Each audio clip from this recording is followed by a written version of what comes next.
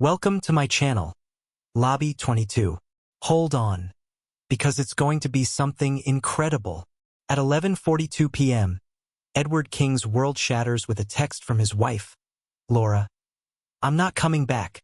I found someone better." A screenshot reveals $150,000 drained from their joint account. A financial analyst with a knack for spotting lies, Edward saw the signs. Secret calls, lavish trips, but nothing prepared him for this betrayal. Fueled by resolve, he unleashes a meticulous plan, freezing accounts and uncovering Laura's forged signature on a $200,000 loan for her lover's failing gym. As Laura and her new partner, Nick, spiral into financial ruin, Edward's calculated moves expose their deceit. But a shocking twist reveals Nick's blackmail, pushing Laura into a corner. Will Edward's genius trap deliver justice, or will Laura outsmart him? Packed with suspense, betrayal, and a triumphant ending, this gripping tale of trust and revenge will keep you hooked until the final move. Dive into a story where every choice has consequences, and freedom comes at a price. Rain tapped against the windows of Edward King's Seattle apartment, a steady rhythm that matched the ticking of the kitchen clock. It was 11:42 p.m. on a chilly Thursday, and the city's skyline glowed faintly through the drizzle. Edward, a 48-year-old financial analyst, sat at the counter, his coffee cooling in a chipped mug. His phone buzzed, slicing through the silence. A text from his wife, Laura, lit up the screen. "I'm not coming back. I found someone better." Attached was a screenshot, a bank transfer of $150,000 from their joint savings to her personal account. Edward's jaw tightened, but a faint smile curled his lips. "She doesn't know I'm ready." 15 years of marriage, dissolved in 2 sentences and a screenshot. He sipped his coffee, the bitterness mirroring his mood, and set the mug down with deliberate calm. His hazel eyes, sharp from years of dissecting financial records, scanned the message again. This wasn't a shock, not entirely. The signs had been there for months. Laura's late-night calls that ended when he entered the room. The new jewelry she never wore around him. The girls' trips to wellness retreats that stretched into weeks. Edward, whose career was built on spotting discrepancies, had noticed everyone. But noticing and acting were 2 different things. Maybe that was his first mistake. He leaned back, running a hand through his salt and pepper hair. At 38, he'd met Laura at a University of Washington alumni event. He was fresh off a brief first marriage, focused on building his forensic accounting firm. Laura, 34, was a whirlwind of energy, blonde, ambitious, and utterly uninterested in his work. "I don't need the details," she'd say with a laugh whenever he tried to explain a case. "Just keep the money coming." Her charm had disarmed him, and after a year, they married. He funded her yoga studio, bought her the luxury cars she wanted, and nodded along to her dreams of upscale vacations. It was always her dreams, he realized now, never theirs. Edward opened his laptop, the glow casting shadows across his angular face. He logged into a secure financial system, one Laura didn't know existed. 3 alerts from his bank security system blinked on the screen. Someone, Laura, had tried to access accounts she wasn't aware he'd hidden. "Thorough, aren't you?" he thought, almost impressed. He'd spent years quietly restructuring his assets, trusts, LLCs, offshore accounts for international clients, all shielded from her. Nothing illegal, just prudent. His father's words echoed from a memory, years ago, as they repaired a deck together. "Son, she spends a lot of your money. Make sure she values what you do to earn it." Edward had brushed it off then, but the warning stuck. He picked up his phone and typed 2 words in reply: "Good luck." Then he dialed his sister, Emily, a cybersecurity expert who'd always had his back. "Remember our plan?" he said when she answered, her voice groggy from sleep. "The emergency one we set up 5 years ago?" There was a pause. "You sure?" she asked. "She made her move," Edward replied, his voice steady. "Now I make mine." Emily sighed. "Okay, Ed, let's do this." He hung up, his gaze drifting to a framed wedding photo on the wall. Laura's smile radiant, his own hopeful. It was the only picture of them left in the apartment. Should have noticed that, too, he thought. The next morning, Edward woke at dawn. The city still cloaked in mist. Habits die hard, even when your world's been upended. He brewed coffee, the familiar ritual grounding him, and logged into his financial system, a custom platform he'd adapted for personal use. A few keystrokes activated the emergency protocol he and Emily had crafted. First, he froze all joint accounts and credit cards, using his banking contacts to expedite fraud alerts on the $150,000 transfer. Then he emailed his lawyer, attaching evidence of Laura's unauthorized withdrawal and instructions to file for divorce. The wheels were turning. He drove to the storage unit Laura had mentioned in her text, using the code she'd sent. Inside, he found 2 boxes of his clothes and a spare laptop, nothing more. No family photos, no watch his father had given him, no trace of the life they'd built. Something hardened in him then. This wasn't just about money. It was about 15 years erased without a second thought, about someone who thought they could rewrite his story. He returned to his car, jaw set, and headed to a coffee shop downtown. At a corner table, Edward opened his laptop and tapped into financial databases only licensed investigators could access. He searched for Nick Sullivan, the fitness influencer Laura had tagged in her Instagram posts for months. The someone better. Nick's gym, Harmon Fitness, was a house of cards, 3 maxed-out credit cards, an unaffordable lease, and a car loan Laura had co-signed 2 months ago. Edward's pulse quickened.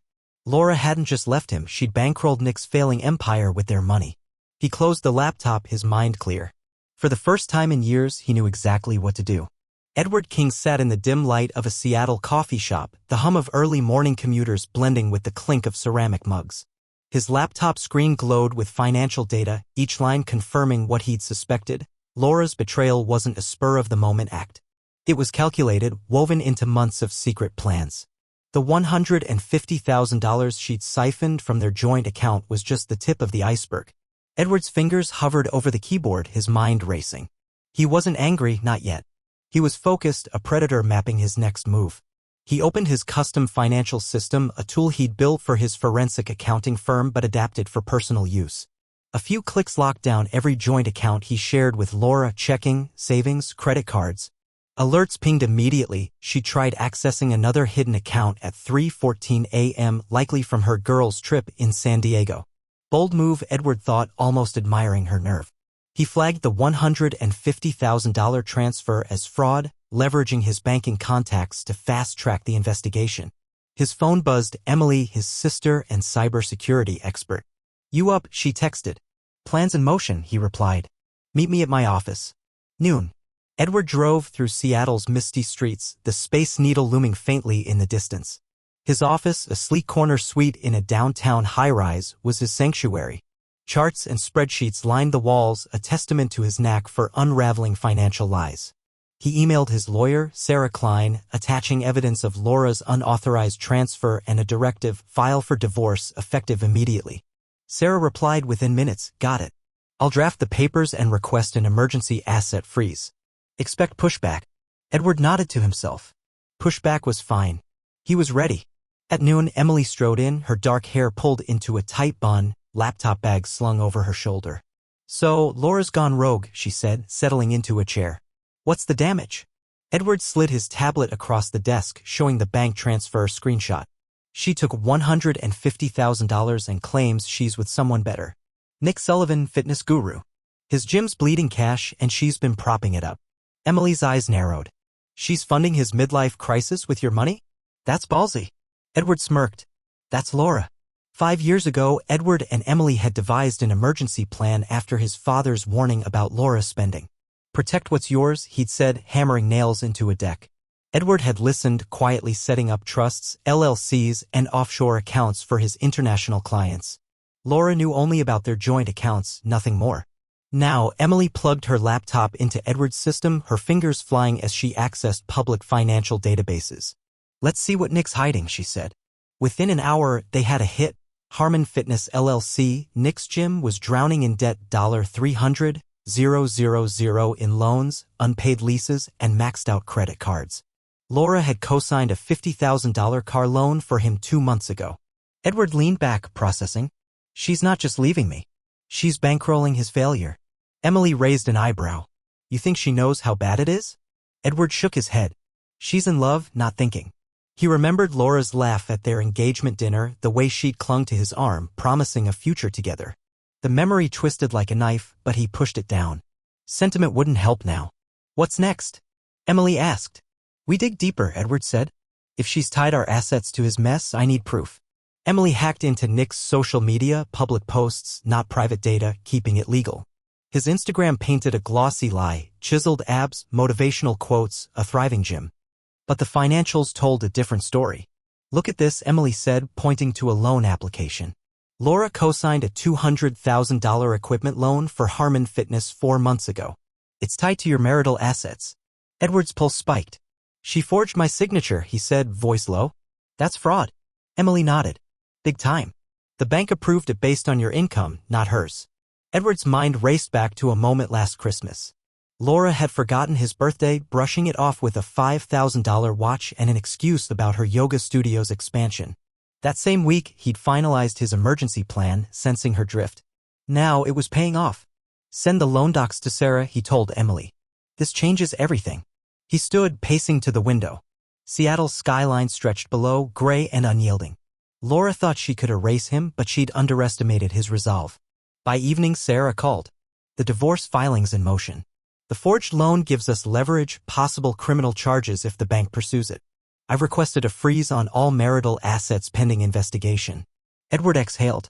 Good. What about the $150,000? The bank's flagged it as suspicious, Sarah said. Laura's already tried accessing the account again. She's panicking. Edward pictured Laura, her designer yoga gear masking desperation, checking her phone in some San Diego hotel. Let her squirm, he thought. He drove to a hotel near Lake Union, checking in under an alias to avoid Laura's calls. His phone lit up, 10 missed calls from her, then a text. What did you do? My cards aren't working. Edward didn't respond. Instead, he opened his laptop and reviewed the loan documents Emily had sent. The forged signature was sloppy, a clear mismatch to his own. Laura had gambled everything on Nick, assuming Edward would roll over as he always had. Not this time. As night fell, Edward stood on the hotel balcony, the city's lights reflecting off the lake. He thought of their first trip together, a weekend in the Cascades, Laura's hand in his as they hiked. That woman was gone, replaced by someone who saw him as a bank, not a partner. But Edward wasn't broken. He was awake. Tomorrow, he'd confront Nick, armed with proof that could sink them both. The trap was set, and Laura had no idea how deep it went. Edward King gripped the steering wheel, navigating Seattle's slick streets as dawn broke over the city. The mist clung to his windshield, blurring the neon signs of downtown. His mind was sharp, fueled by the discovery that Laura had forged his signature on a $200,000 loan for Nick Sullivan's failing gym, Harmon Fitness. The betrayal cut deeper than the $150,000 she'd already stolen from their joint account. This wasn't just about money, it was about Laura gambling their entire life on a man who peddled Instagram dreams. Edward's calm exterior hit a storm. He wasn't here to lose. He pulled into the parking lot of Harmon Fitness, a sleek glass building screaming false prosperity. Inside, young fitness buffs snapped selfies, oblivious to the gym's crumbling finances. Edward adjusted his tie, the folder of damning documents tucked under his arm. He'd spent the night with Emily, his cybersecurity expert sister, cross-referencing loan records. The $200,000 equipment loan, tied to their marital assets, was a ticking bomb. Laura's forged signature, sloppy, almost arrogant, linked her to Nick's sinking empire. Edward's plan was simple: confront Nick, lay out the truth, and watch the cracks widen. The gym smelled of rubber mats and overpriced protein shakes. Nick Sullivan stood by a weight rack, his bronzed skin glistening under LED lights, a perfect smile plastered on his face. He spotted Edward and strode over, hand extended. "You must be Edward," he said, voice smooth as a sales pitch. "Laura mentioned you." Edward ignored the handshake, his gaze steady. "We need to talk. Privately." Nick's smile faltered, but he led Edward to a glass-walled office, soundproof but visible to the gym's clientele. Edward slid the folder across Nick's desk. "Laura used our marriage to back your loans. This $200,000 equipment loan? She forged my signature. It's tied to assets she no longer controls." Nick flipped through the pages, his tan paling. "These are legal business deals between me and Laura," he said, voice tight. Edward leaned forward. "Legal? The bank approved it based on my income and our assets. Without those, your gym's collateral is worthless." Nick's jaw twitched. "Laura said you were loaded." Money's no issue for you. Edward's eyes narrowed. Money's not the problem. Trust is. He stood pacing the small office. A memory flashed, Laura at their engagement dinner, her hand squeezing his, promising forever. Now she was bankrolling Nick's failure, using Edward's life as collateral. Here's the deal, he said, turning back. The bank's investigating the forged loan. When they pull the plug, your gym's done. And Laura's on the hook with you. Nick's composure cracked. You're bluffing. Laura said you'd roll over, like always. Edward almost laughed. She underestimated me. So did you. Nick leaned back, arms crossed. What do you want? Edward paused at the door. Nothing from you. Just thought you should know what's coming when the bank calls in your loans. He walked out, leaving Nick staring at the folder. Outside, the Seattle drizzle had turned to rain, soaking Edward's coat. His phone buzzed. Laura again. Stop this, Edward. We can fix it. He deleted the message, his resolve ironclad. She'd made her choice. Now he'd make his. Back at his hotel, Edward met Emily for lunch in the lobby cafe. How'd it go with Nick? She asked, sipping an espresso. He's rattled, Edward said, setting his laptop down. Thinks Laura's his golden ticket. Emily smirked. She's his anchor and he doesn't know it. She pulled up new data on her tablet. Found something else. Laura's been funneling money to Nick's gym for over a year, $80,000 in small transfers from your joint account, disguised as yoga studio expenses. Edward's stomach churned. She planned this for a year? Emily nodded. And there's more. Nick's loan application lists you as a cosigner, not just Laura. They used your credit to secure better terms. Edward clenched his coffee mug, the ceramic warm against his palm. He remembered last Christmas, Laura gifting him a $5,000 watch to gloss over forgetting his birthday. That same week, she'd siphoned another $10,000 to Nick. She thought I'd never notice, he said, voice low. Emily's eyes softened. You okay, Ed? He exhaled, meeting her gaze. I'm not okay, but I'm in control. He sent the new evidence to Sarah, his lawyer, with a note, push harder. Fraud and forgery. Sarah replied instantly, this is dynamite. I'll file for an emergency asset protection order today. By evening, Edward's phone lit up with a call from an unknown number. He answered, expecting Laura. Instead, a man's voice. Nick. You need to back off, he said, his tone sharp. Laura deserves better. Don't make this uglier than it has to be. Edward's grip tightened. You're threatening me? After using my money to prop up your scam. Nick hesitated. It's not a scam. It's business. Edward's voice was ice. Business built on fraud. Good luck explaining that to the bank. He hung up, his pulse steady. Nick's call wasn't just a threat, it was a sign of panic. The trap was closing. Edward stood on his hotel balcony, the Seattle skyline shimmering through the rain. He thought of their first hike in the Cascades, Laura's laughter echoing through the trees. That woman was a stranger now, replaced by someone who'd sold their life for a conman's dream. But Edward wasn't the fool they thought. Tomorrow, he'd tighten the screws, starting with a meeting at Sarah's office. Laura and Nick were about to learn what happens when you underestimate a man who sees through lies for a living. Edward King stood in the elevator of his Seattle office building, the hum of the ascent steadying his nerves. It was Friday morning, and the city buzzed below, unaware of the storm brewing in his life. Laura's betrayal, $150,000 stolen, a forged $200,000 loan tied to their marital assets, had pushed him to the edge. Nick Sullivan's threatening call last night only sharpened his resolve. Edward wasn't playing the victim. He was rewriting the game, and today the trap would tighten. In his office, Edward reviewed the latest from Emily, his cybersecurity expert sister. Her email detailed a bombshell. Laura had siphoned $80,000 to Nick's gym over a year, disguised as yoga studio expenses. Worse, Nick had blackmailed her into signing the $200,000 loan, threatening to expose her affair unless she secured his gym's future. Edward's jaw clenched. Laura wasn't just a traitor, she was a pawn in Nick's scheme. He forwarded the evidence to his lawyer, Sarah Klein, with a note, file for fraud. Push for maximum leverage. Sarah replied instantly, asset protection order is in place. Meeting at 2 p.m. to strategize. At 10 a.m., Edward's assistant, Claire, buzzed the intercom. Laura's here, she said, voice cautious. She's insistent. Edward exhaled, steeling himself. Send her in. Laura swept into the office, her designer yoga outfit pristine, blonde hair pulled back, but her eyes betrayed panic. Edward, we need to talk, she said, loud enough for Claire to hear. There's been a huge misunderstanding with the bank. Edward gestured to a chair, his face unreadable. No misunderstanding, Laura. You stole $150,000 and forged my name on a $200,000 loan for Nick's gym. That's fraud. Laura's smile vanished. It's our joint account. I'm your wife. Edward leaned forward, voice low. You're my soon-to-be ex-wife who drained our savings and tied our assets to a failing business. The bank's investigating, and they don't take kindly to forgery. Her face paled. You're spying on me? She hissed. Checking up on Nick? Edward shook his head. Just protecting myself from your mess. I know about the $80,000 you funneled to him. And the blackmail. Laura froze, her breath catching. What are you talking about? Nick threatened to expose your affair unless you signed his loan, Edward said, sliding a printout of Emily's findings across the desk.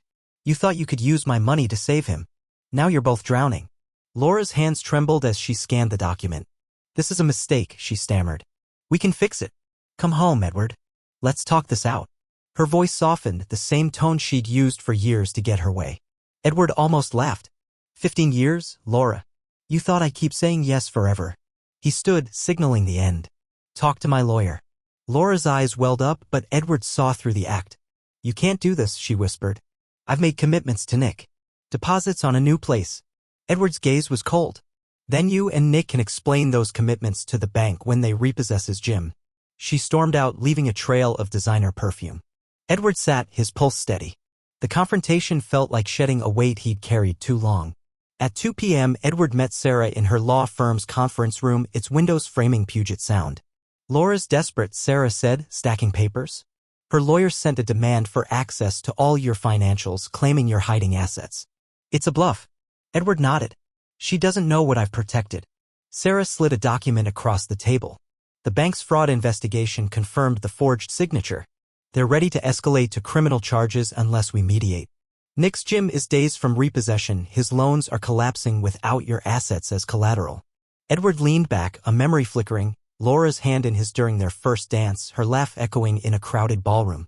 He'd built their life, funded her dreams, and she'd traded it for a conman. What's our next move? He asked. Sarah's eyes gleamed. We push for mediation. Offer Laura a deal. She keeps her yoga studio, but the debts she racked up with Nick are hers alone. If she fights, the bank pursues charges. Edward nodded. Set it up. I want this done. By evening, Edward's phone buzzed relentlessly, Laura, then her lawyer, then Laura again. He ignored them, driving to Lake Union's shore. The water shimmered under the city lights, calm despite the chaos in his life. Another text from an unknown number. Back off, Edward. You're ruining everything. Nick again. Edward deleted it, his mind clear. Nick's desperation was a crack in their facade, and Laura's tears were a performance. He recalled their last vacation, her distracted glances at her phone, the distance he'd ignored. No more. Edward returned to his hotel, the Seattle skyline a quiet backdrop. He opened his laptop, checking the financial system. Laura had tried accessing their frozen account 12 times that day, each attempt flagged and denied. A new alert caught his eye. She'd applied for a credit line, using their home as collateral. Denied. Edward smiled faintly. The trap was closing, and Laura was running out of moves. Tomorrow, he'd meet Sarah to finalize the mediation terms. Laura and Nick thought they could outsmart him, but they'd forgotten who he was, a man who saw through lies for a living.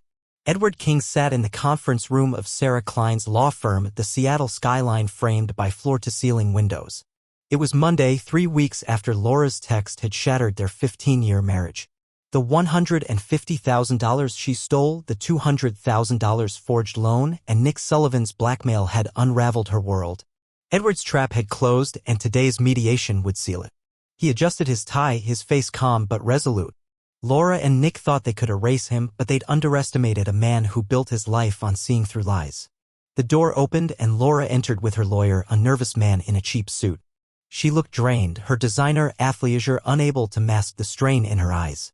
No makeup, no confident smile, just a woman cornered. Edward met her gaze, unflinching. He recalled their first trip to the Cascades, her hand in his as they watched a sunset. That Laura was gone, replaced by someone who'd traded their life for a conman's promises. Her lawyer spoke first. My client seeks a fair division of assets, despite your aggressive tactics. Sarah slid a document across the table, her voice steady. Your client committed fraud. She siphoned $80,000 to Nick Sullivan's gym over a year and forged Edward's signature on a $200,000 loan using marital assets as collateral. Laura's lawyer skimmed the pages, his face paling. The bank's investigation confirms the forgery, Sarah continued. They've referred it to the district attorney. This mediation is a courtesy before charges are filed. Laura's eyes widened. Charges? Edward, you can't be serious. Edward leaned forward, voice low. I didn't file charges. The bank did. That's what happens when you forge signatures and steal. Laura's lawyer whispered to her, but she shook her head, voice trembling. I didn't mean for this. Nick pressured me. He said he'd ruin me if I didn't help. Edward's jaw tightened. Nick's blackmail, uncovered by Emily, was no excuse. You chose him over us, he said. You chose this. Sarah pushed another document forward. Sign this settlement. You keep your yoga studio, which is profitable. You take responsibility for the debts you incurred with Nick. No alimony, no claim to Edward's protected assets. Laura's lawyer hesitated. We need time to review. Sarah's smile was sharp. You have until tomorrow. The bank's moving fast. Laura stared at Edward, searching for the man who'd always said yes. He gave her nothing. She signed, hands shaking, and left without a word. That afternoon, a courier delivered a box to Edward's hotel. Inside were his father's watch, family photos, and a few keepsakes Laura had taken. No note, no apology. Edward held the watch, its weight grounding him. He remembered his father's voice, protect what's yours. He'd done that. The bank's repossession notice hit Nick's gym that day, seizing equipment to cover unpaid loans. Harmon Fitness was finished, sold to a national chain. Nick fled to Miami, his Instagram brand in tatters. Edward moved into a modest bungalow near downtown Seattle, a fixer-upper with creaky floors and potential. He spent evenings sanding cabinets, the work soothing his mind. The house wasn't the mansion Laura had demanded, but it was his free of her shadow. He donated $5,000 to a local shelter, a small act to mark a new chapter. Friends texted, asking why he'd turned on Laura. None asked about her theft or Nick's blackmail. Edward didn't reply. Their judgment didn't matter. One evening, he packed his truck and drove north to a cabin in the Cascades. The winding roads felt like freedom, the air crisp with pine. At the cabin, he found his father's old fishing rod in a dusty corner, its handle worn from years of use. Edward smiled, tracing the wood. It was a piece of his past, untainted by Laura's betrayal. He sat by the lake, the water reflecting starlight, and let the quiet sink in. For the first time in years, no one defined his worth. Back in Seattle, Edward heard through mutual friends that Laura had moved to Colorado, posting yoga retreats and new beginnings on Instagram. She never mentioned the divorce or the debts she'd shouldered. Nick's posts from Miami painted a desperate hustle, no trace of the fallout. Edward didn't care. Their stories were theirs now, not his. He returned to his bungalow, hammering nails into a new porch railing, the rhythm meditative. The house was taking shape, like his life, simple, solid, his own. As dawn broke over the Cascades, Edward stood on the cabin's porch, coffee in hand. He thought of the years he'd let Laura's dreams overshadow his, ignoring the signs of her drift. He wasn't proud of his blindness, but he was proud of his fight. He protected what mattered, not out of spite, but clarity. The road ahead was open, no plans, no expectations, just possibility. Edward sipped his coffee, the horizon glowing. He was free.